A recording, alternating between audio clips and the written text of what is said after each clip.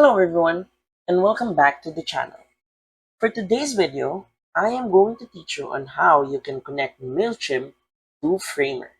So, without further ado, let's begin. First, we need to log in to our Framer account, and once logged in, click on the project that we want to work on.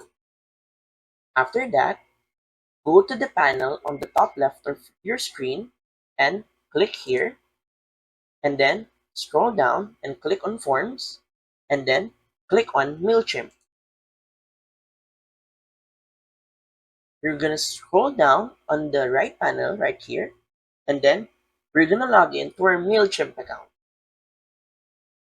On your Mailchimp account, we're going to click on Forms, and then we're going to scroll down, click on Other Forms.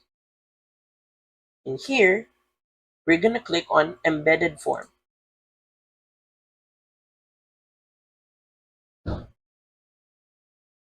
We're going to choose our form name, then continue to Builder.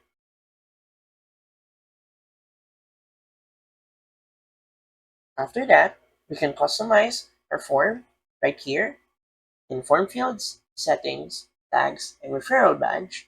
And once you're done, we're simply going to click on Continue. After that, you're going to see this code right here.